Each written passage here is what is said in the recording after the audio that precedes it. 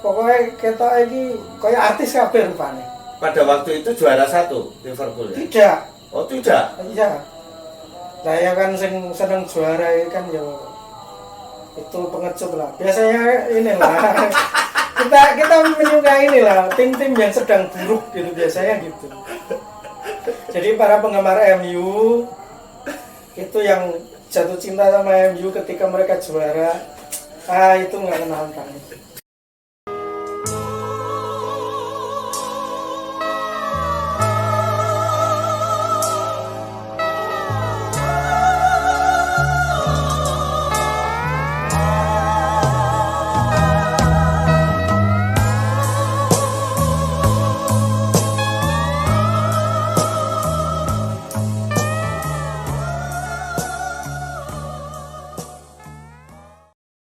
Tentunya saya masih dipercaya pameran buku untuk menjadi host bersama Hindu OS, dan di sebelah kanan saya ya, di sebelah kanan saya ada Cak Mahfud Ikhwan. Selamat sore. Selamat malam. Assalamualaikum warahmatullahi wabarakatuh. Waalaikumsalam warahmatullahi wabarakatuh. Ya, disapa pemirsa IG Cak. Selamat malam teman-teman apa ini? Gini, Pameran buku. pameran buku. Oke. Jangan lupa jaga jarak, jangan seperti kami ya. Ya, jangan seperti kami gitu. Tapi intinya kita ingin menghadirkan hiburan atau istilahnya hiburan literasi bersama Cak Mahfud, dan tentunya bagi yang teman-teman yang standby yang juga ikut mendengarkan dan bisa bertanya. Langsung aja saya sapa teman-teman yang ada di live IG. Saya mendekat sebentar ya karena sinyalnya agak, saya lambaikan tangan. Ini Cak, banyak banget Cak yang sudah bergabung Cak. Oke. Ada Z, ada Mutiara Ilmu Book. Weh. Iya, Mutiara Ilmu Bookstore. Ada Jari Sumpek, ada Amalia, kemudian ada Dira, ada Denny Maswandi, kemudian ada Ros, wah banyak banget ya. Ada Habib Basyad, ada Udin Arsenal. Wah, Udin Arsenal lagi hadir. Wah, ini apa, setia mengikuti live IG kita, Cak. Saya malam. Udin Arsenal. Udin. Untuk Arsenal ya, karena tidak menderita seperti para penggemar Liverpool di sana.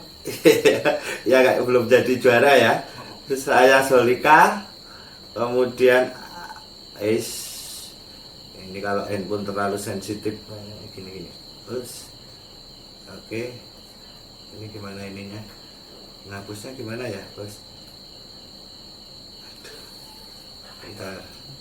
Agak ini, Sejuta Buku Event bergabung, Ferry Putra bergabung, ada Angga, ada banyak banget si kanal Hirma,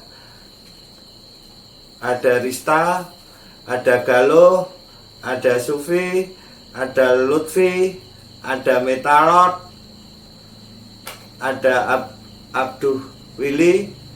Ya, oke, selamat bergabung semuanya. Lumayan banyak ini teman-teman yang bergabung. Kalau biasanya Cak Mahfud ini sudah menjadi bintang tamu di Ketemu Buku ya, program pameran buku ya Cak. Dan pandangan-pandangannya tentang dunia yang digeluti Cak Mahfud di tulisan sudah banyak sekali, buku-bukunya juga sudah banyak.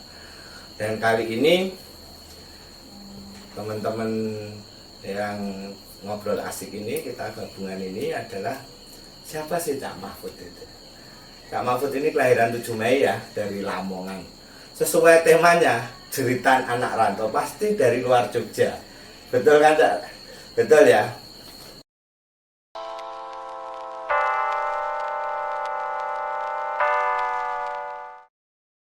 Saya dulu tertarik hal-hal yang tidak begitu saya kenal. Wah, tertarik dengan tidak. Oke. Dan salah satunya ya Jogja. Jogja misterius waktu itu, tidak ada seorang pun yang memberitahu saya tentang Jogja. Karena sebagian besar teman saya di SMA bercita-cita sekolah ke universitas ya kalau nggak di Surabaya ya di Malang atau bahkan di Bali. Di Bali? Ya. Lamongan kenal Bali ya berarti? Ya kami bukan kami sih, sekolah kami wisatanya ke Bali. Oh iya. Karena dulu saya nggak punya uang jadi nggak ikut. Oke. Saya memprovokasi beberapa teman untuk tidak ikut ke Bali, tapi juga tidak ke Jogja. Belum kenal Jogja ya? Ya sebelum berangkat untuk kuliah ke Jogja, saya pernah ke Jogja di sebuah dharma wisata saat usia SMP.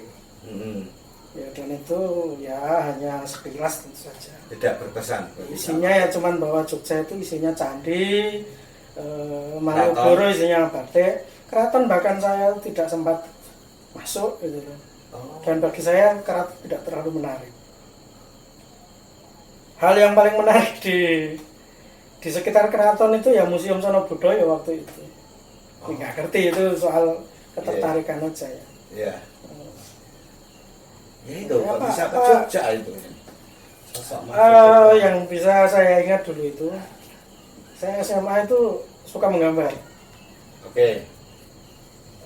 Tapi jangan tanya dulu apakah bisa menggambar atau tidak, itu soal lain. Soal lain, oke. Saya dulu ikut unit menggambar dan merasa bisa menggambar. Dan merasa bisa menggambar itu jaraknya jauh dengan bisa menggambar. Dan yang saya bisa bayangkan waktu itu adalah satu tempat yang bisa membuat saya bisa menggambar itu Jogja. Saya tidak tahu apapun tentang Jogja, tapi saya membayangkan di sana pasti ada sekolah seni. Oke. Nah, ya sayup-sayup waktu itu saya mendengar soal isi lah gitu. Nah, itu SMP? SMA. SMA. SMP ya. Oh, enggak sama. Belum Enggak punya cita-cita. Saya waktu itu misalnya saya sempat ada dialog yang apa ya khas orang kampung. Saya sempat ngobrol sama ibu saya, "Mak, aku tak ke Jogja ya." "Terus ngapa?" "Sekolah seni." "Lah terus jadinya apa?" "Jadinya apa nanti?" "Ya seniman." Nah, seniman itu apa? Ya sudah, saya tidak bisa menjawab. Ya pokoknya seniman kita yang menolak. Kelas 2, kelas 3 SMA. Itu inilah itu menjelang kira-kira UMPTN. Oh, menjelang UMPTN. Sampai kemudian saya dan beberapa teman yang kebetulan ya akhirnya kemudian mulai mengumpulkan informasi. Beberapa teman saya aktif ikut bimbingan belajar, sementara saya tidak. Jadi mereka tahu kira-kira daftar universitas-universitas besar favorit yang jurusannya bagus apa di Jogja apa gitu atau ya akhirnya gitu. Terus kemudian kami bersepakat untuk ayo kita tes di Jogja aja lah gitu. Kami bersepuluh waktu itu ke Jogja tahun 98. Berarti nggak inisiatif sendiri ya? Ya inisiatif sendiri gitu. Tapi akhirnya inisiatif sendiri tapi karena kebetulan saya dan beberapa teman yang baik dari teman sekolah maupun teman di pesantren, saya mondok dulu. Oke. Jadi kemudian kami berangkat. 8 orang diantaranya ikut bimbingan belajar lanjutan di Jogja. Yang 2 tidak. Yang 2 itu saya dan seorang teman. Saya nunggu teman-teman saya bimbingan belajar untuk bawa soalnya dan nanti saya kerjakan. Teman saya yang 1 langsung turun ke jalan jualan koran untuk menyambung hidup. Jadi sebenarnya kalau mau ngomongin perantau ya teman 1 ini bukan saya. Kira-kira yang paling lebih dramatis. Yang mungkin agak sedikit dramatis dari 10 orang ini yang masuk, yang lolos UMPTN kemudian adalah kami berdua yang tidak ikut bimbingan belajar. Saya nggak tahu kenapa begitu. Mungkin karena teman-teman yang lain nilainya tinggi-tinggi. Oh, karena belajar, bimbingan belajar, Semacam itulah. Saya ngambilnya sastra yang paling sepi, sastra Indonesia. Sastra paling sepi saat itu sastra Indonesia. Ada yang lebih sepi tapi nggak usah diomongin. Oke. Oke. Namanya sastra daerah tapi nggak usah diomongin. Oke. Ya. Ya kira-kira begitu. Dan ya kami semua kan anak IPA. Jadi sebagian besar kami milihnya IPC. Gitu. Ya betul. Dan sekarang agak sudah nggak dipahami ya. Nggak dipahami. Jadi kalau IPC itu dua pilihan jurusan eksakta, satu sosial ya. Ya. Betul ya, kayak gitu. Atau satu eksakta dua sosial pada saat itu. Karena waktu itu jarang sekali anak IPS yang ke IPC. Sebagian besar iya. anak yang IPC anak kan IPA ya. IPA. Nah, ya itu pokoknya itu. Dari 10 orang itu 2 yang lolos. Dan akhirnya 2 orang itu yang bertahan di Jogja. Ya, itu drama dikit lah. Tapi ya sebenarnya ya cuma sampai itu aja. Apa lagi? Waktu itu kan setelah tes. IPC itu pilihannya Cak Mahfud, ingat nggak? Pilihannya Cak Mahfud apa? Ingat tapi nggak enak saya. Oh nggak apa-apa jawab. Ini kan Lavike nggak ada orang lain. Gini. Waktu itu kan saya IPA. Oke. IPA pun sebenarnya masuk kelas unggulan.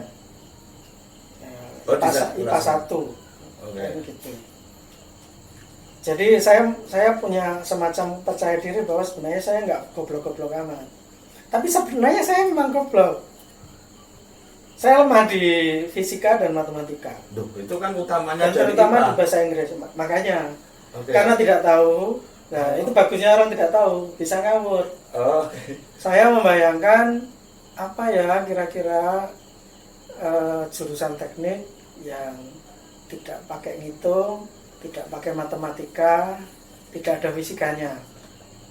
Terus karena saya juga ikut unit menggambar dan ada menggambarnya. Sipil, apa arsitek? Saya ambilnya arsitek gitu. Ayo ketawa dong. Oke. Yang kedua, kalau ini bagus saya di sekolah. Saya ambil biologi. Oh iya biologi. Ya, karena ya hafalan gitu. Cuman biologi juga sebenarnya sudah mulai kemut-kemut ketika di kelas 3. Ketika sudah masuk genetika itu sudah ampun itu nggak bisa. Jadi sebenarnya ya itu cuman gimana caranya saya bisa bikin pilihan yang pantas itu. Oke. Ya kalau nanti ya nggak masuk gimana lagi kan gitu. Oke. Yang ketiga itu sastra Indonesia. Itu pilihan yang sebenarnya aneh. Jadi ngawur bukan atau ngawur. Itu kayak itu loh, kayak apa ya? Ya setelah A B C terus lompat ke G gitu loh. Iya, betul. Nah, itu nggak agak urut gitu loh. Kamu itu kalau nggak punya ilmu pengetahuan sosial juga toh? Apa aja pilihan sosial unggulan? Itu kan gampang. Oke. Itu kan saya nggak tahu ada komunikasi, ada sosiologi, ada antropologi. Ya cuman baca aja tapi isinya apa kan nggak ngerti. Gitu. Kan saya nggak mungkin ambil jurusan-jurusan eksakta yang grade-nya agak rendah, yang agak aneh-aneh gitu kan.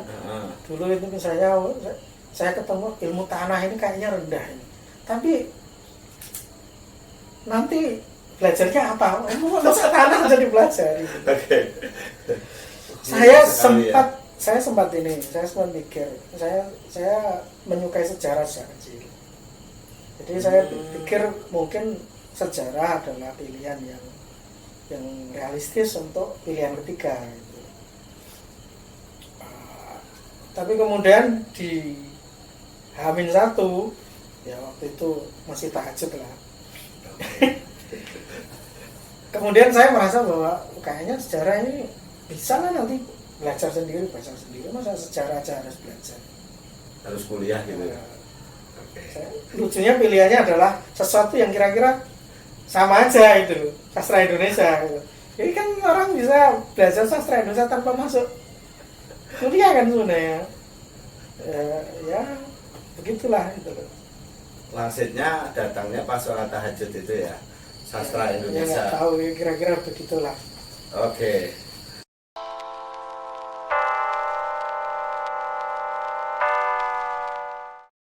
Eh, kalau disebut apa ya, secara definitif nulis, sebenarnya saya memulai semuanya dari nol di Jogja. Oh, nol di Jogja. Saya bisa katakan seperti itu. Kecuali mungkin kalau mau digaruk-garuk dikit ya, diunggul-unggulkan itu misalnya. Bisa saya katakan saya tidak tahu sama sekali tentang sastra atau bahkan sastra Indonesia sebelum sampai Jogja. Okay. Sebelum masuk kuliah. Sampai Saya belum tahu apa-apa. Jadi setelah masuk kemudian ya kira-kira belajar semester 1 meraba-raba.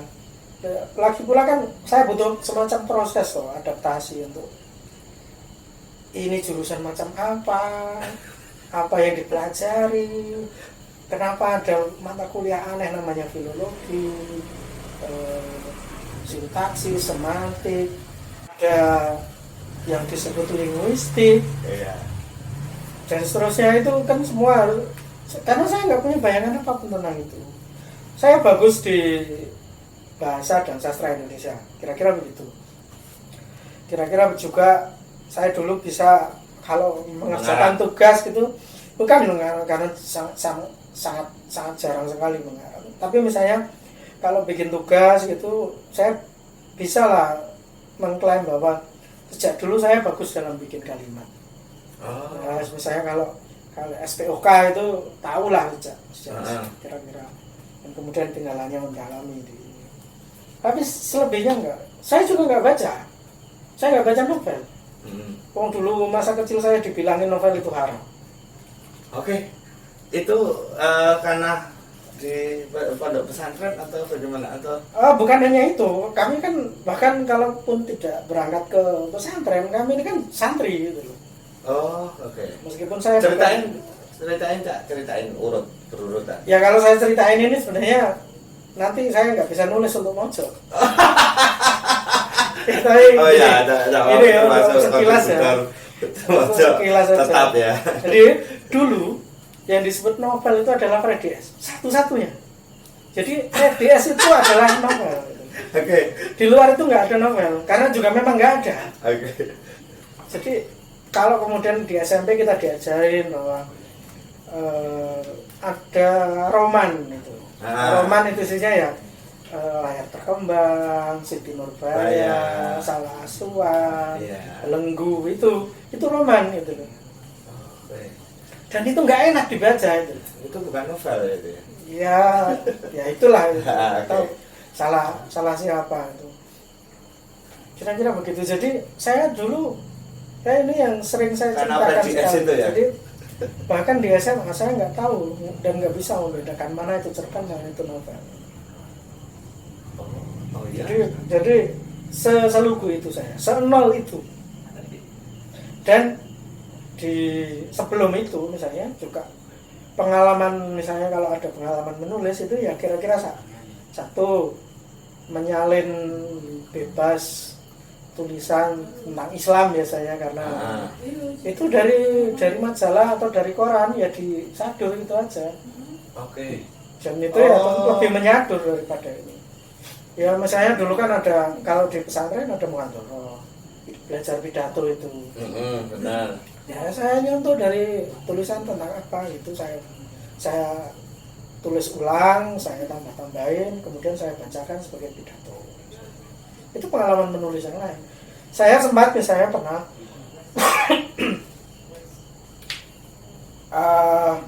pengen ikut memasukkan tulisan ke buletin sekolah. Dulu buletin sekolah ada. SMA atau SMP? SMA. Okay. Tapi nggak pernah masuk. Tapi sudah nulis. Saya lupa tapi apa yang saya tulis. Kayaknya ya harus ngomongin agama lah. Dulu kan saya soleh itu. Sekarang berarti tidak. Ya nggak sesoleh dulu lah.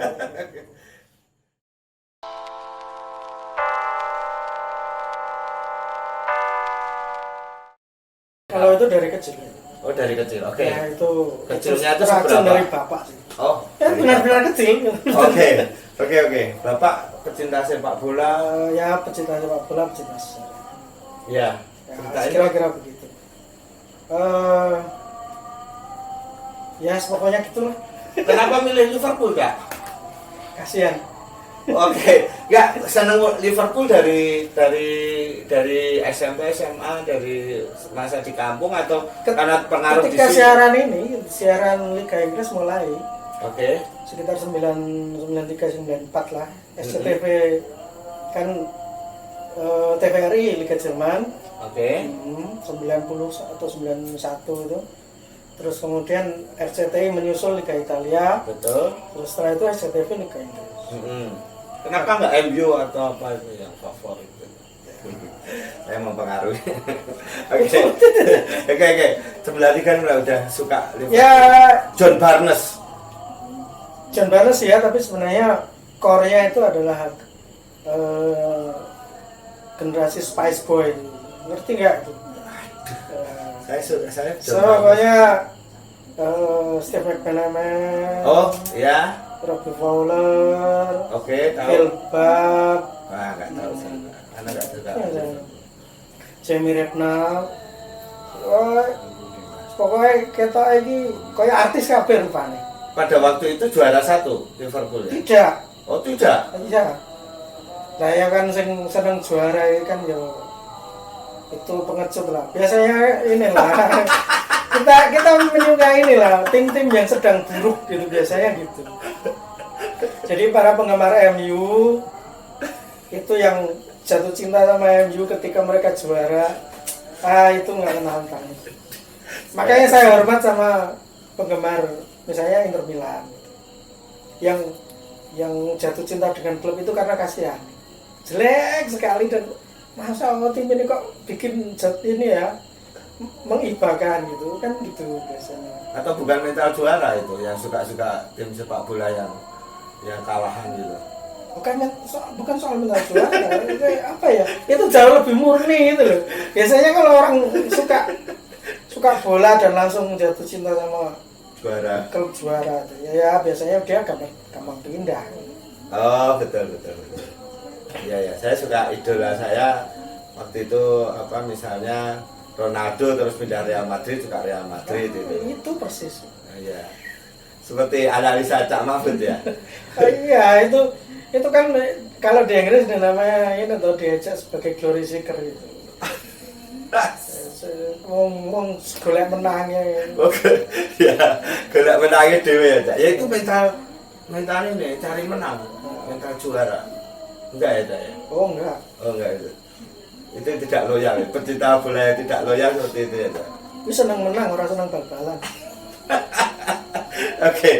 Oke, Liverpool berarti dari tahun 93 mulai membaca bola atau waktu itu koran yang sampai Lamongan berita-berita bola didapat dari walaupun Jawa Pos. Oh, Jawa Pos. Jawa Pos, semuanya serba Jawa Pos. Tapi ada momen yang mungkin agak penting untuk soal bola dan bacaan. Jadi saat itu Jawa Pos punya tabloid kayak niru Kompas yang punya bola gitu. Jawa Pos punya tabloid bola namanya Kompetisi. Oke. Kompetisi masuk ke desa saya. Ya salah satu yang pertama suka bawa kompetisi pulang ya Bapak. Oh, oke. Dan sebenarnya saya jatuh cintanya bukan hanya sama bola gitu. Seluruh olahraga juga gitu, awalnya. Jadi sampai kemudian karena bola memang menjadi tontonan paling Menarik. Ya paling banyak disajikan di televisi gitu. Kita kemudian ya pilihannya menjadi lebih sempit gitu. Saya dulu misalnya hafal para atlet Indonesia, pelari, renang, panahan, tenis meja, tenis lapangan saya hafal semua. Karena Cak Mahfud juga olahragawan pada saat. Oh enggak, beda. Oke. Beda, penyuka olahraga sama olahragawan beda. Ya maksudnya juga ikut beraktivitas. Oh ya, saya suka bola dan main bola bahkan sampai di Jogja. Iya. Cuman ya tahu lah batasnya mana atlet mana yang cuma senang gitu. Ya ada mimpi-mimpi misalnya masuk tim kecamatan kayak gitu. Oh ada ya. Tapi bahkan saya dulu masuk tim kampung aja nggak nyanda. Terus dari referensi kompetisi itu terus Ya itu berkembang ke ya. Akhirnya bisa. Pokoknya semua bacaan tentang bola saya lah. Semua tontonan bola di televisi saya ambil, saya tonton. Semua liga saya tonton. Liga Indonesia saya tungguin juga. Bahkan kalau Liga Indonesia sebelum masa Antv, saya dengerin radio dari RRI Surabaya. Kayak orang-orang tua. Oh iya benar. Dan saya memang memulainya dari sana. Kalau dengerin radio sampai sekarang ya Cak ya? Ya tapi masih hobi ya? Tapi karena juga semakin ini toh, radio kan semakin seragam kan? Jadi semua orang bicara dengan cara yang sama, stasiunnya franchise gitu kan, gitu. Jadi radio-radio di Jogja, misalnya dulu macam-macam acaranya juga macam-macam, sekarang semua radionya nama dan penyiarnya dan siarannya diterima dari Jakarta kan. Jadi itu juga membuat peralihan dari AM ke FM itu juga berpengaruh. Dan itu juga banyak berpengaruh terhadap kembali ke bola misalnya. Salah satu sumber informasi saya paling penting waktu itu masa kanak-kanak sampai remaja itu adalah Radio Susana Surabaya. Sampai Lamongan Cak? Ya. Itu ada sebuah mata acara namanya Praktek Terang Kaisar tahun jam 10 pagi. Itu isinya laporan skor dan laporan sepak bola malam sebelumnya lah kira-kira. Analisis pendek-pendek. Dan itu ya itu didengarkan oleh semua pendengar sepak bola gitu. Dan saya pikir orang Surabaya dan sekitarnya kalau ngomongin tentang Radio Susana, Praktek Terang Kaisar, ya pasti ingat. Kayak kalau di TV itu ini ya ulasan hasil-hasil gitu ya. Dan itu nyaris sendirian, jadi yang lain nggak ada. Wow. Kalau RRI Surabaya kan siaran langsung gitu aja. Dan itu ya Persebaya. Okay. Kalau Radio Susana ini sepak bola dunia gitu. Dan orang-orang belajar anak-anak belajar melafalkan nama-nama asing, nama-nama klub asing itu ya dari mereka gitu. Meskipun saya kemudian tahu bahwa cara mereka menyebutnya salah gitu. Atau misalnya yang gini lah. Dulu orang-orang biasanya menyebut perut kulit gitu pakai K gitu. Dari penyiar radio kita tahu kulit gitu. Kulit. Zampier Papang. Itu biar apa tuh Zampier Papang ya sama itu. Zampier Papang. Oke. Christoph Dugauri kayak gitulah. Itu belajar dari ini pengucapan karena memang sok ke Inggris. Tapi enak dan sangat ini lah, sangat besar ininya pengaruhnya bagi para penggemar sepak bola dan saya termasuk di dalamnya. Kalau ada minat yang bagi saya bertahan dari kecil tersambung ke masa remaja kemudian menjadi di Jogja, itu cuma sepak bola. Sejarahnya jadi misalnya sastra saya baru kenal di Jogja. Film India sempat terpotong lama gitu karena saya sudah banyak cerita di buku yang saya tulis. Saya sempat marah kira-kira dengan film India ketika Shah Rukh Khan bikin kut-kut aja itu saya nggak suka. Dan Oh iya, padahal itu yang booming itu ya. ya saya kan nggak suka yang booming Oh iya, nggak suka. Kenapa gitu? jadi itu bikin saya mangkel gitu loh, bercerai dengan film India. Film India. Dan kemudian ya saya suka film itu, jadi mudah mengalihkannya. Saya suka film akhirnya kemudian karena nggak nonton film India ya saya nonton film Hollywood semua itu, dari yang paling jelek sampai yang paling bagus. Film Eropa aneh-aneh itu, yang paling sopan sampai yang paling jorok itu semua ditonton. Kan Jogja kan aksesnya luar biasa waktu itu lewat rental. Iya betul. Nah, sepak bola nggak pernah putus. Sepak bola nggak pernah putus. Pecintaan sepak bola dan Liverpool juga dari tahun 93-94 juga nggak pernah putus. Ya kayak gitu. Ya setiap tahun ya nunggu next season, Berarti kemarin next year. Ini kayaknya next year lagi. Berarti kemarin Liverpool juara champion itu benci ya? Maksudnya? Lah kan nggak suka itu tadi.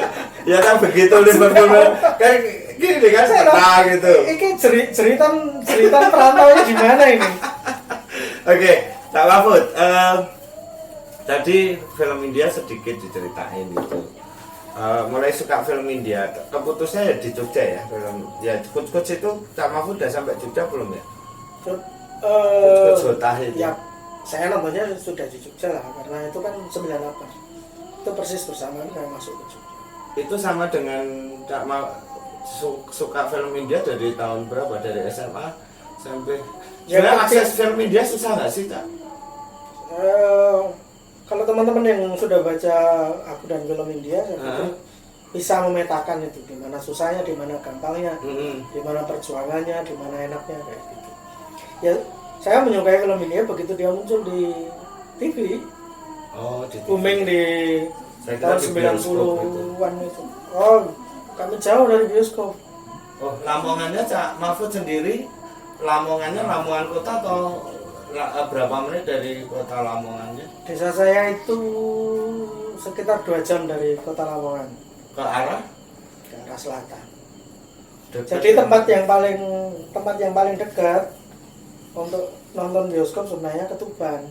Oh, dekat dengan Tuban. Itu lebih 1 jam pulang lah, setengah jam kalau sekarang. Kalau dulu kan harus saya orang pada jalan kaki nonton Rumah Irama. Ya sepeda ontel itu. Ya, tapi tetap dulu akses ya sebelum TV ya dari bioskop keliling. Oh, bioskop keliling. Dan kemudian menjadi film tren India, itu ya? Menjadi tren ya waktu itu kan saya nonton semuanya. Saat ada film tak tonton. Oh ya, oke. Ya secara desa ya. Kayak hiburan ya anak-anak yang Susana itu tonton, Dono Kasino itu tonton. Oke. Beri Prima nonton, Rumah Irama yang nonton.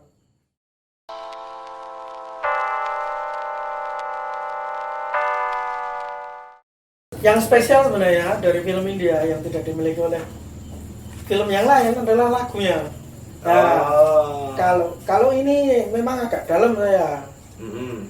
Jadi bahkan misalnya nggak nonton film India pun, saya masih mendengarkan musiknya. Ini agak spesial, memang agak emosional. Jadi kalau saya sering nulis lah itu kalau orang sedang keranjingan Nirvana zaman segitu itu ya Guns N' Roses masih lah, Metallica yang jelas. Kalau agak tua dikit Scorpion gitu. Saya dengernya Kumar Sanu, Alkayakni gitu, lagu-lagunya dari film Sarukan, dari Amir Khan. Ikut Jotahe enggak ya? Kan belum. Oke, kalau itu pernah itu ditulis Cak Mahfud di buku. Sekarang kita kembali lagi cerita Cak Mahfud setelah keterima sastra Indonesia.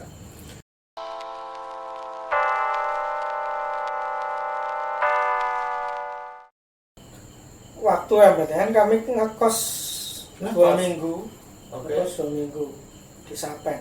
Saya sekarang lupa di mana itu kosnya. Setelah tes 9 dari 10 orang balik ke Jogja, balik ke rumah. 9 Dari 10 orang, tinggal 1. yang 1 itu yang jual koran itu. Ini memang anak nekat. Oh, oke. Dia katanya sempat dipukulin orang di Lopo kan itu karena kan penjual koran kan punya area sendiri ya, jadi dia main tabrak aja. Ya kan nggak tahu, Iya, betul. perantau baru kan dia. Jadi ditonjoni uang nang Lopo. 9 orang pulang, nggak lihat hasilnya dulu, nungguin hasil nggak ya? Lama Ya itu kan nunggu. lama, hampir 2 iya. bulan kan. Itu dari sekitar berapa Mei atau Juni sampai menjelang Agustus lah itu. Itu sedikit ada drama lagi. Udah sedikit. Ini yang disuka saya. Jadi pas pengumuman tes UMPTN Jogja itu kan nggak sampai Jawa Timur, karena yang ngumumin cuma KR. Oh ya? Ya, Bukan kayak dulu kan misalnya Jawa Pos ngumumin daerah ini, oh khusus Jawa Timur toh gitu ya. Jawa Pos ya hanya Jawa Timur, Surabaya dan sekitarnya. Dan Malang gitu. Jadi anak-anak yang tes di Jogja harus menunggu, harus dapat KR hari itu. Nah, Oke. saya kan nggak ada KR nanti di Iya, sana kan betul. sampai Lamongan. Betul. Ketika kemudian pengumuman lewat, sudah 2 hari, saya nggak dengar apapun. Gitu. Saya berharap bahwa sepanjang pengumuman itu ada juga sebenarnya pemberitahuan dari kampus kira-kira. Ternyata nggak ada. Surat gitu ya. Nah, atau belum datang. Jadi kemudian saya bilang ke orang tua, saya mau ke Jogja. Saya minta uang segini untuk siap-siap. Kalau nanti masuk, ya saya pakai untuk daftar. Kalau enggak, ya saya cari institut apa kecil-kecilan itu atau LPK gitu. Tetap di Jogja? Saya berangkat ke Jogja. Enggak, maksudnya berarti ketika bayangan Cak Mahfud ketika tidak keterima di UMPTN tetap Ya, harus di Jogja? Mungkin bukan harus gitu, tapi ya saya merasa ya mau kemana lagi, kira-kira begitu. Oh, kotanya Jogja. Jadi kemudian saya bawa sejumlah uang dan itu tidak banyak. Kira-kira proyeksinya ya nanti kalau masuk ya pakai daftar untuk UGM dan kemudian sisanya untuk hidup sekian bulan. Oke. Saya sampai di Jogja kan nggak punya siapa-siapa. Oh, ini udah anak rombongan ya? Udah sendirian. Sendirian, oke. Karena Si teman penjual saya korannya masih di Jogja. masih di Jogja, tapi saya nggak tahu dia. Dan dia nggak lulus tahun itu. Dia lulus tahun berikutnya. Berarti 1 lah, 10 cuma 1 ya. Terus kira-kira begitulah. Ya kan saya memasukkannya dari 10 itu ke 2 gitu kan. Kira-kira begitu. Waktu itu saya punya family di Klaten. Terminalnya Jogja mana tuh? Dulu di mana? Ya, masih di inilah. Di XD Square itu ya? Iya, masih di Iya, apa gua apa? Terminal apa? Umbularjo. Umbularjo, iya. Umbularjo. Ya masih di situ, masih garang-garang. Iya, banyak premannya sih. Nah, jadi adol aku di Bandung gitu kayak pong ngono kayak. Nek dicekel bayar. Sekarang kalian nggak akan ketemu kayak gitu. Iya. Gak wani namanya. Nah, itu. Ya pokoknya gitulah. Jogja di Klaten. Akhirnya saya ke Jogja tapi nggak tahu, nggak pernah masuk UGM juga toh. Oh ya? Dulu tesnya itu di UGM tapi nggak tahu UGM itu seberapa, UGM itu yang mana. Apalagi sastra di mana gitu. Dan saya nggak tahu pengumumannya harus nyari kemana. Saya nyari KR kemana-mana, ya jelas nggak ada, sudah lewat 2 hari. 2 hari, betul. Sementara semua orang pasti beli KR kan dari itu. Jadi nggak ada orang. Nggak ketemu orang simpen. Jadi saya kemudian naik naik bus dari Klaten ke Jogja, terus upper bis kota, turun Bundaran gitu. Pokoknya nyari sendiri lah gitu. Nah masalahnya kan saya nggak tahu seberapa besar UGM. Jadi saya masuk ke kampus itu, masuk dari gedung ke gedung itu. Tapi sebenarnya itu bukan gedung. Saya masuknya cuman ini ya, area perkantoran di Bundaran itu. Kok mau UGM? Ya bukan bahkan nggak sampai koma itu apa koperasi apa itu? Pokoknya rumah ini Wisma Keagama. Oh iya. Itulah pokoknya itu. Belum kampus itu ya? Belum nggak ada Nah, kampus. saya kan nggak tahu di mana sastra, di mana sospol, di mana ini. Dan saya lihat misalnya, ya saya gentar lihat Gerasapa Pramana itu. Oh sudah ada ya? Sudah ada, masih baru dan jelek. Jadi saya muter di gedung-gedung yang sebenarnya nggak ada apa-apa. Kalau kuliah rame aja gedung-gedung itu sepi. Artinya sampai berjam-jam di Jogja saya juga belum tahu keterima atau enggak. Kemudian saya jalan, ini kemana ya? Saya keluar dari area UGM, terus kayaknya ada kampus lain itu. Saya jalan itu, nyampainya UNY. Nyampainya UNY. Masuk ketemu satpam, ada apa mas gitu. Ya kan mungkin karena saya tampangnya jelas-jelas bikin kasihan kan.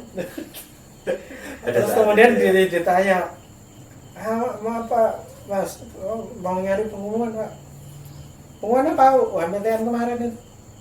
Oh saya ada koran kemarin di kantor satpam itu. Nah terus kemudian saya dibonceng sama satpam UNY. Oh berarti tembusnya yang di siapapun lembah dia itu ya? Oke. Siapapun dia, saya nggak sempat kenal itu. Kemudian saya dibonceng sepeda ontel itu. Oke. Dari tempat dia ketemu saya sampai kemudian agak jauh ke kantor ke gardunya gitu. Di sana saya dikasih koran itu. Terus nyari nama, ketemu. Wow, seneng banget. Ya seneng banget mungkin ya orang. Karena juga ini berat.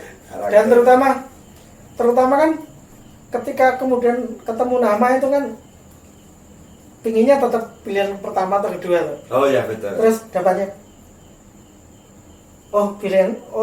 pilihan ketiga. Ya sudah. Ya sudah.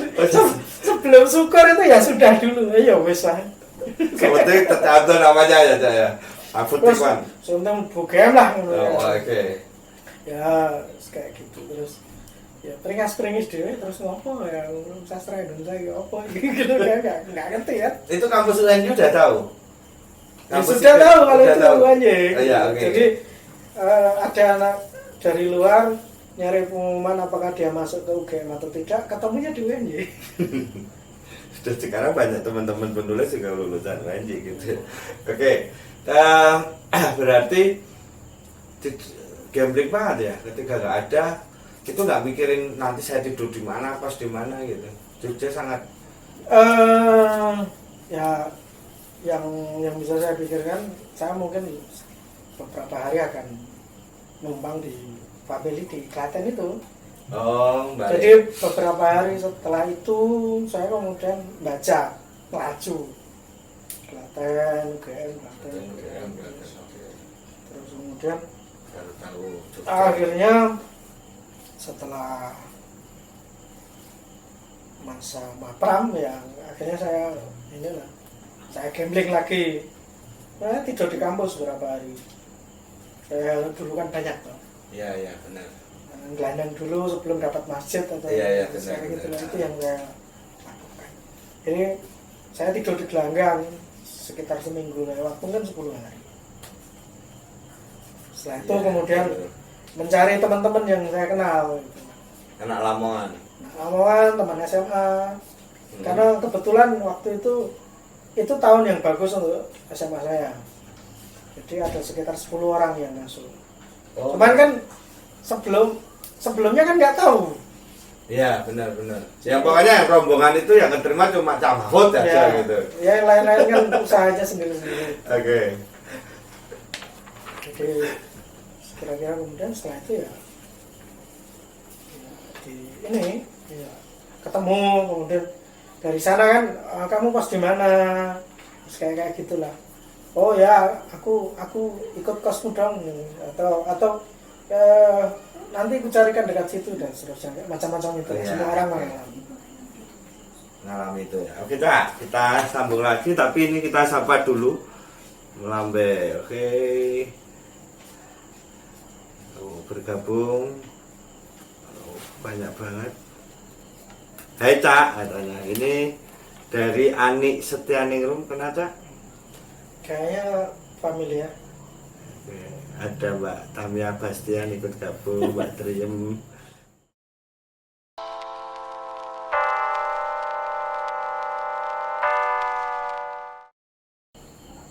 Kira-kira saya mulai memutuskan untuk menulis sekitar mungkin semester 2, semester 3. Oke. Jadi waktu itu Disyukuri, sastra Indonesia akhirnya disyukuri. Ya, syukur sastra Bersyukur Indonesia. diterima bahwa di UGM, oke. Syukur sastra Indonesia.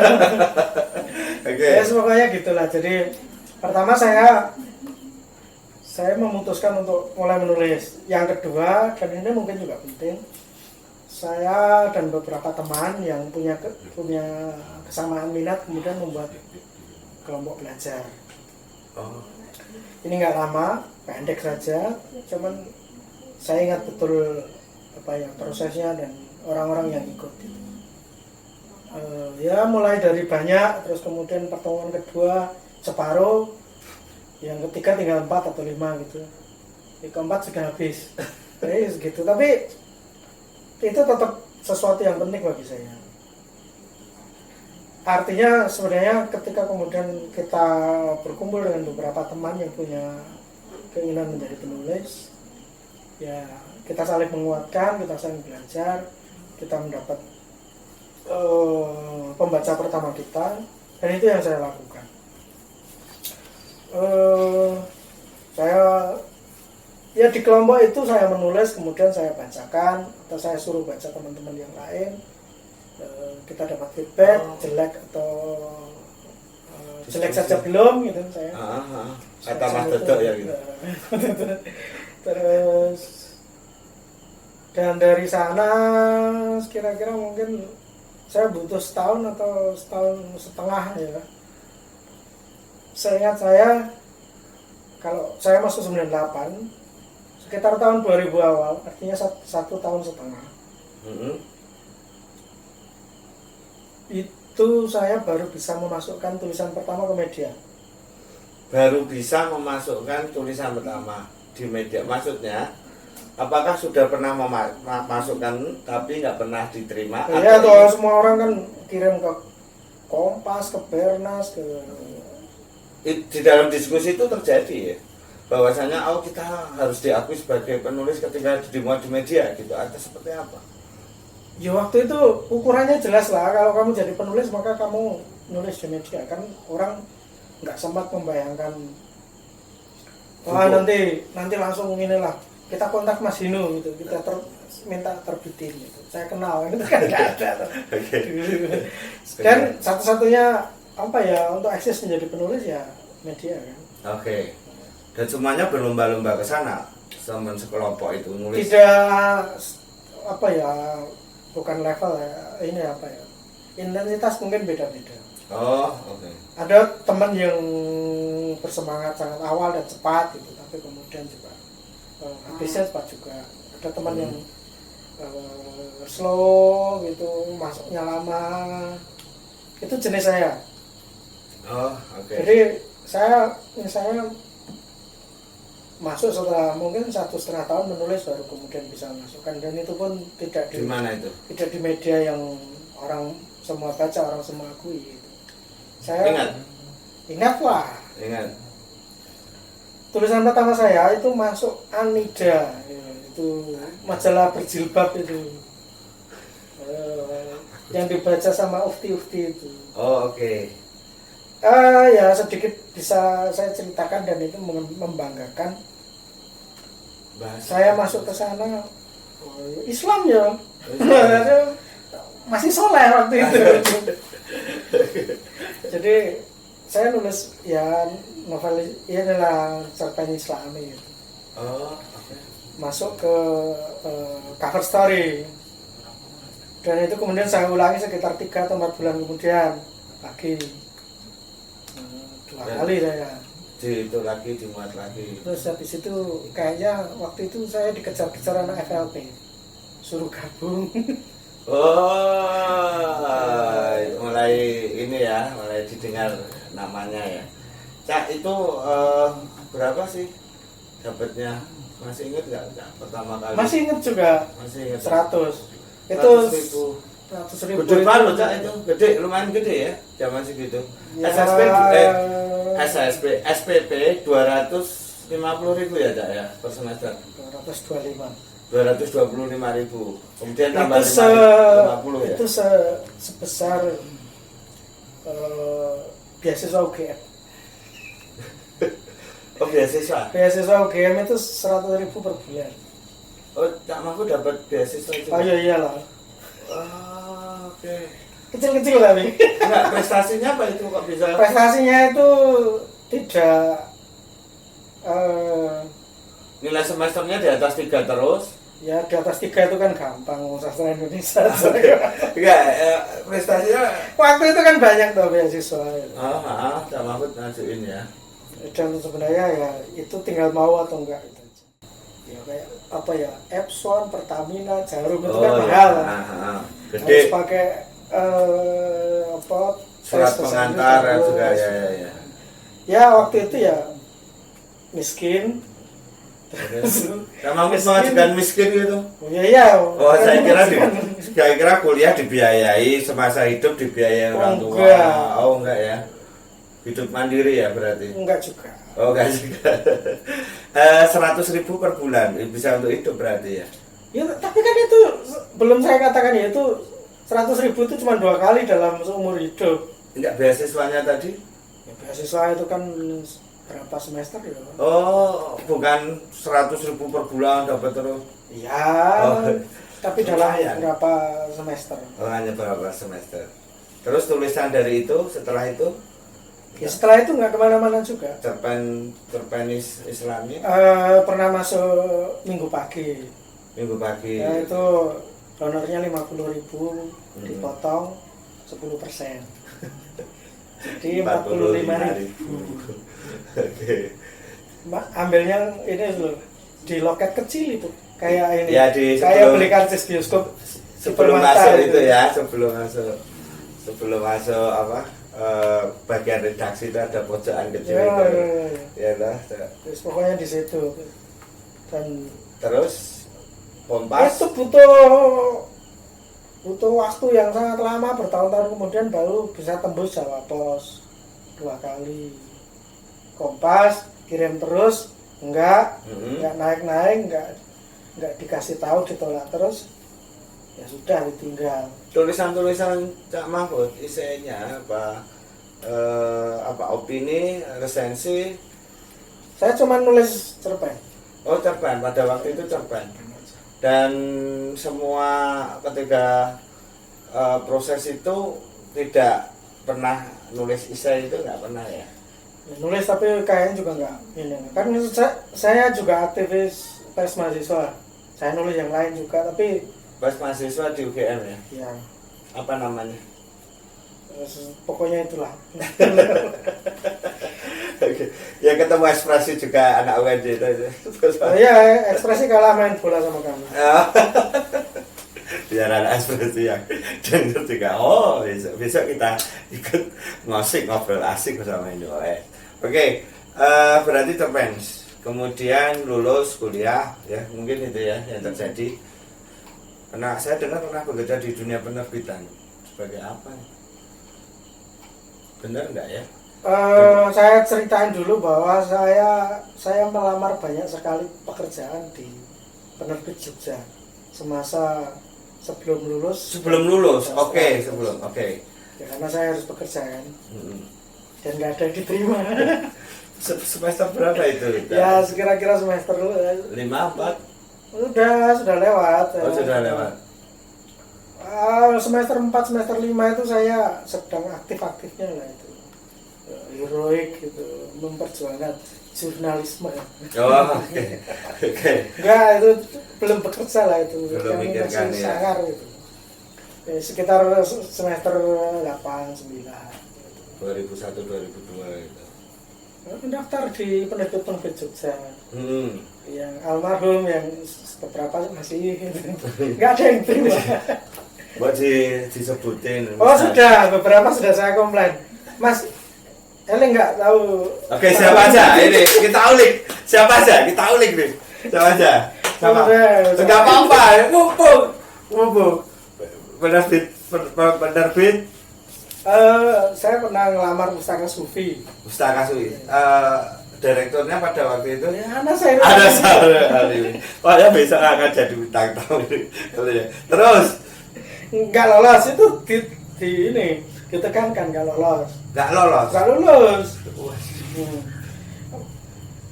Kolam yang di atas. Oh, itu. kolam. Nggak lulus. Enggak. Siapa Mas Cahya? Siapa ya? Aku lupa. Iya. Terus nggak lulus juga itu. Itu jadi editor. Nggak lulus. Media Presido nggak lulus. Pak Indra, Mas Indra Ismawan nggak lulus. Udah diprotes sama orangnya langsung. Sudah. Udah. Dan menyesal ya beliau ya. Oh, enggak. Oh, berarti keputusan saya benar. Karena Barcelona Pak Indra bukan Liverpool. Oke, terus Siapa lagi? Ya selain koran lebih banyak lagi. juga daftar di media. Oh iyalah, kan kami ini kan. Jurnalis ya, tadi pas mahasiswa juga gitu. Itu dalam kota Jogja, kalau Jogja kan jelas ya Birnas, KR, Ya. terus Harjo. Enggak kelas. Enggak, maksudnya itu kalau media di Jogja makanya siapa? Mungkin karena itu enggak lolos itu. Ya saya tes banyak sekali. Dari mulai Republika, Tempo, Kompas, mungkin enggak masuk semua. Semuanya berarti luar kota ya berarti ya. Jakarta lah. Jakarta ya. Akhirnya nyemplung di sebuah penerbitan buku sekolah di Klaten. Terus Alex Ferguson ini gitu curang gitu. Katanya Liverpool, ya nggak apa-apa karena pecinta sepak bola kan semua harus tahu musuh-musuhnya juga. apa Intan Pariwara? Di sebuah imprint di Intan. Di Intan. Bagian apa? Saya direkrut sebagai penulis. Sebagai penulis. Jadi direkrut sebagai penulis. Nulis soal. Buku pelajaran. Buku pelajaran, oke. Berapa tahun ya? 5. Lama. Ayo ceritain Cak. Yang menarik. Yang perlu ceritain itu Cak. Yang paling menarik itu ya 5 tahun itu nggak terlalu menarik. Ya, aku masih berhubungan dengan banyak orang dari itu dan ya banyak orang baik. Cuman ya orang juga tahu misalnya bahwa aku kurang cocok kerja di kantor kira-kira gitu. Oh, oke. Berarti selama bekerja 5 tahun itu kamu juga berkarya apa dengan Saya banyak nulis buku. saya Jadi nulis gitu. Tahu dunia kalau mau pendidikan. dihitung ya lumayan banyak. Ya. Saya ngerjain sejarah budaya Islam dari Ya. kelas 3 sampai kelas 6. Oh, ada tulisan Mahfud. Ada lah. Saya harus searching gitu. Muhyiddin M. Dahlan searching ini ya. Untuk diarsip. Oke.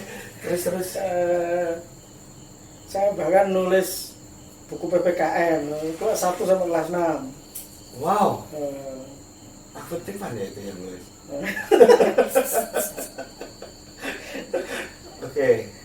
Di luar Intan gitu. Maksudnya selama 5 tahun itu juga berhubungan dengan penerbit lain. Satu-satunya hal, hampir satu-satunya hal di luar dunia kerja, karena itu kan pekerjaan yang sangat manufaktur ya. Oke. Jadi itu suasananya sangat pabrik. Ya itu tidak dengan ini ya, tidak dengan upaya merendahkan.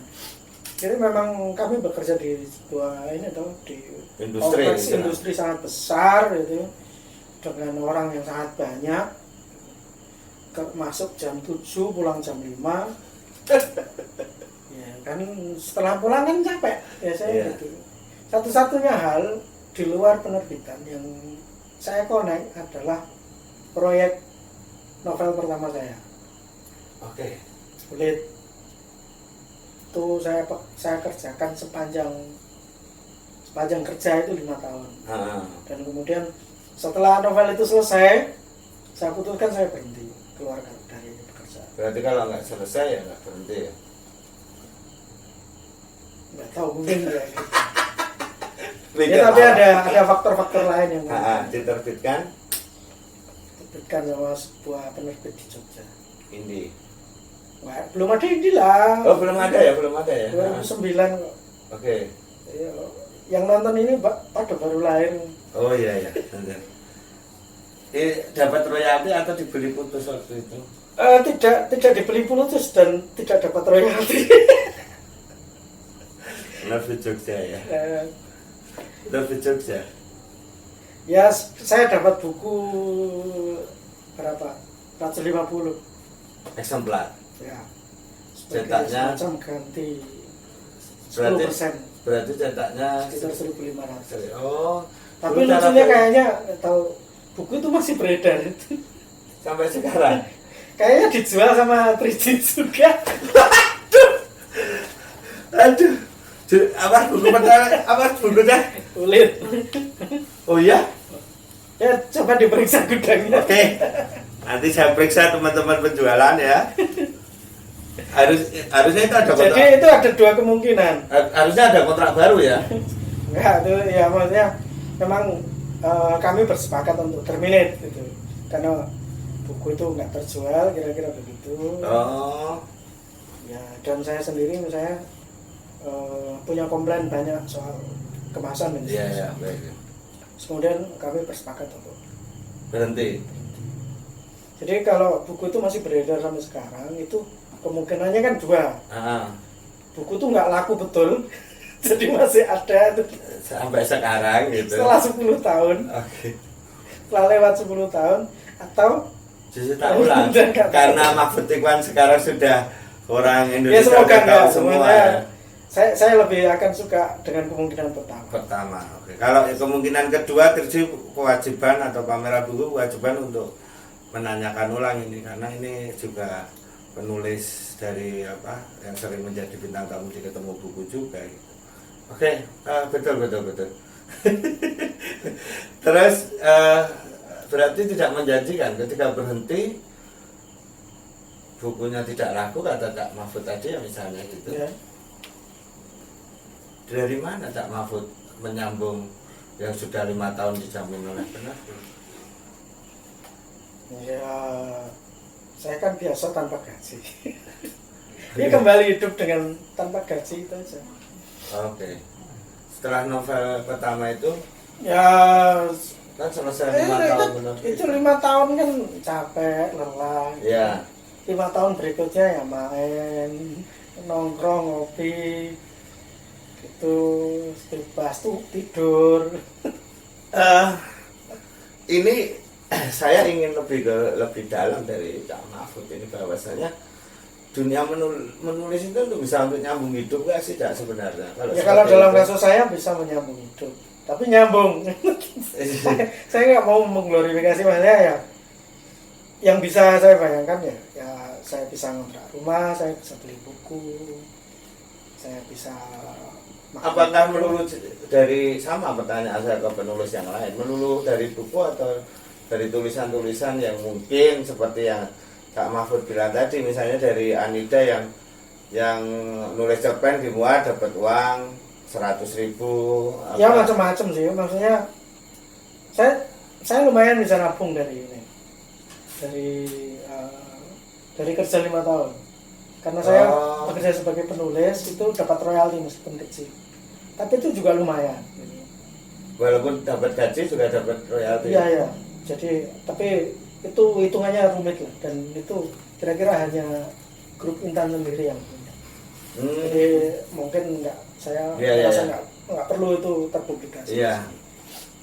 Karena boleh jadi itu rahasia. Dan setelah 5 tahun juga masih dapat dari Intannya sudah dicetak. Untuk beberapa buku ya, tapi beberapa sudah semacam bersepakat tidak. Oke. Karena dulu ada ini juga, ada semacam sempat pertama masa-masa e-book. Jadi pemerintah membeli beberapa e-book, betul, buku pelajaran. Buku pelajaran itu. Dan itu membuat buku itu akhirnya kira-kira dibeli oleh pemerintah. Iya betul. Ya. Terus dicetak Intan dengan harga murah itu ya, buku pelajaran seluruh.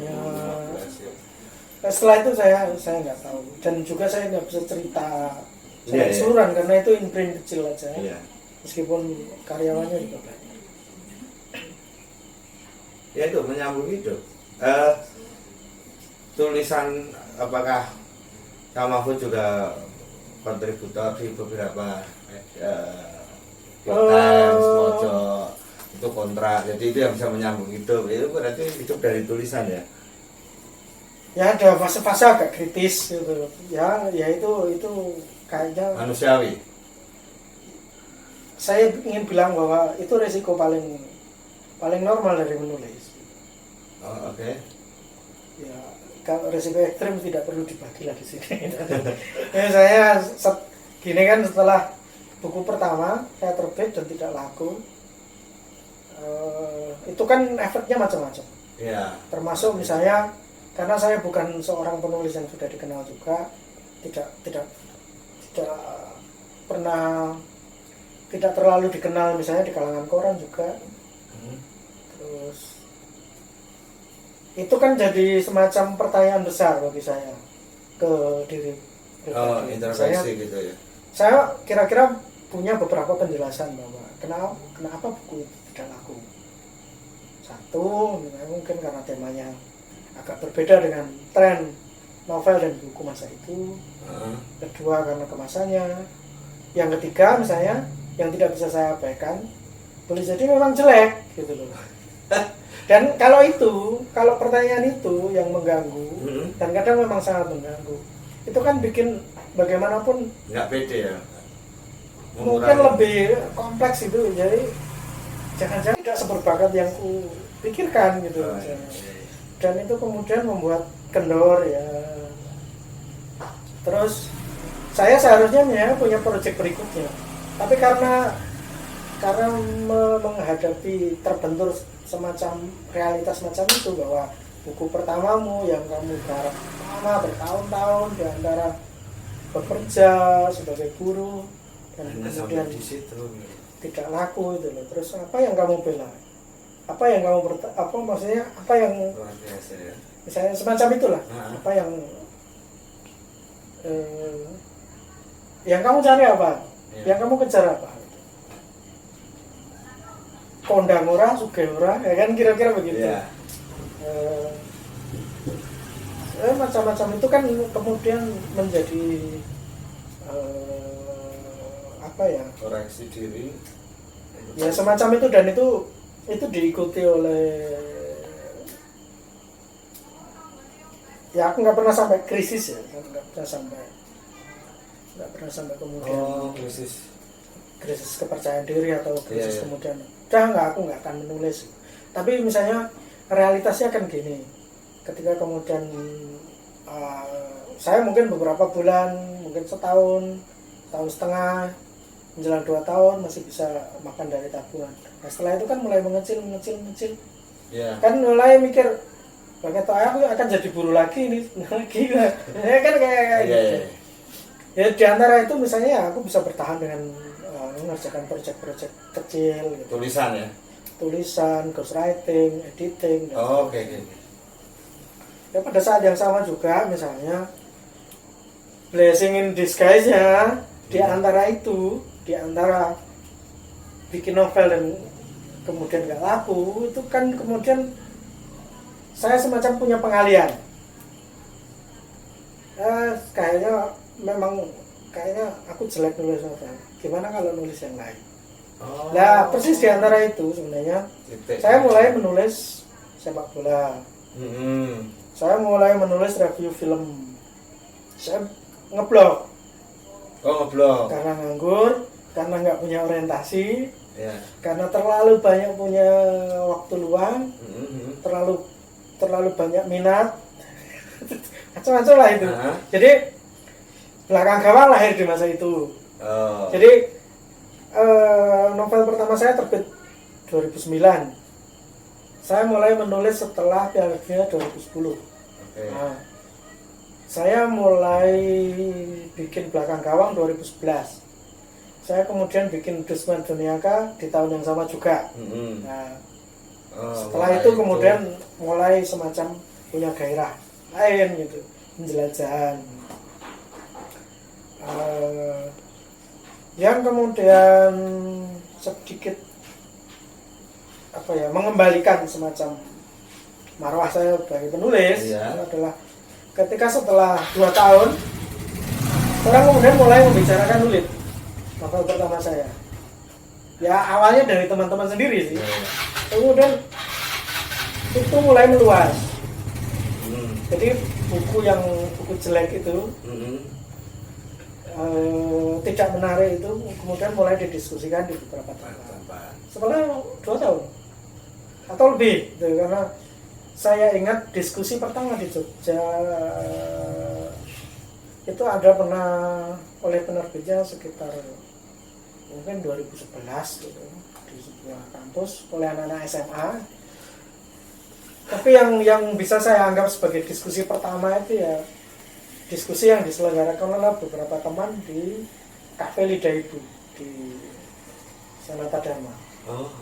Itu 2012 oleh Katrin Bandar. Aneh ya, bukunya terbit 2009. Itu bukan aneh. Ya saja kan bikin langsung melas. Diskusi kan 2012. Oke. Mulai dibicarakan di situ ya. Dan ya itu kemudian menjadi semacam kaos gitu, bukan belum sampai ke sana. Semacam kaos gitu, semacam betutan. Semacam penyebab dari apa yang kemudian disebut sebagai Gerakan Literasi Indonesia di Jogja. Jadi salah satu dari upaya Gerakan Literasi waktu itu 2012, saya dan beberapa teman mengupayakan kelas menulis. Dan itu semacam memperbarui gairah saya untuk ya sebagai penulis. Ya. Kondang ora, sugih ora gitu ya. Kalau saya ini nggak kelas menulis, Oke. Ngajari wong liya nulis ya. Dan itu berlangsung mungkin sekitar hampir 2 tahun atau lebih malah. Jadi itu menambah banyak hal, dan pada saat yang sama juga mengembalikan saya ke proyek yang sebelumnya ini. Jadi saya mulai merintis novel berikutnya. Ya, novel itu kemudian selesai tahun 2013. Mau diterbitkan tahun itu, tapi kemudian gagal terbit, tertunda karena ada faktor lah. Ya, ada perselisihan dikit antara saya dengan penerbitnya. Sampai kemudian novel itu saya kirim ke DKJ. Ya, dan itulah. Dan di menang dapat penghargaan apa? Novel itu kemudian jadi Kambing dan Hujan. Ya, itu jadi punya dapat penghargaan ya. Ya, menang di DKJ. Menang itu, dan nggak bangga kelihatannya itu. Ya bangga. Oh bangga ya. Bangga. Oke. Makin percaya diri gitu dan. Percaya dirinya nanti. Oh nanti, oke. Ya, yang paling lumayan itu dapat hadiah duit. Oh ternyata nulis rada lumayan oleh duit. Dapat karena penghargaan itu dapat. Ya itu. Oh oke. Berapa ratus juta nak itu waktu itu? Berapa Pak? Hitungnya bakal buku sama mono ya. Enggak, Terus pokoknya itu menyelamatkan saya lah. menyelamatkan pada saat tahun 2013 Ya. 2014. 2014. Oh, oke. Membuat saya seorang penulis ya. Akhirnya seperti itu ya, Cak. Ya, kira-kira begitu. Ya, oke. Sekian, mungkin akan kita lanjut besok. Kita akan ketemu Cak Mahfud lagi di ngosik berikutnya, di ngobrol asik berikutnya.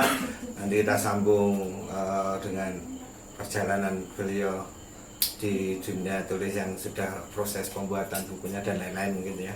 Karena memang panjang ceritanya Cak Mahfud dan memang karya-karya tulisannya juga Karena panjang. tua jadi panjang.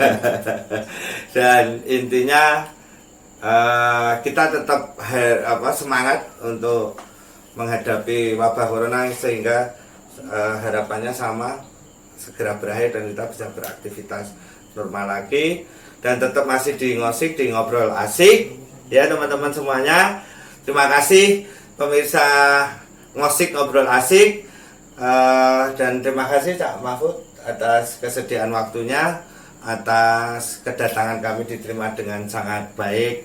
Mudah-mudahan amanat social distancing-nya tetap kita jalankan. Terima kasih semuanya. Assalamualaikum warahmatullahi wabarakatuh.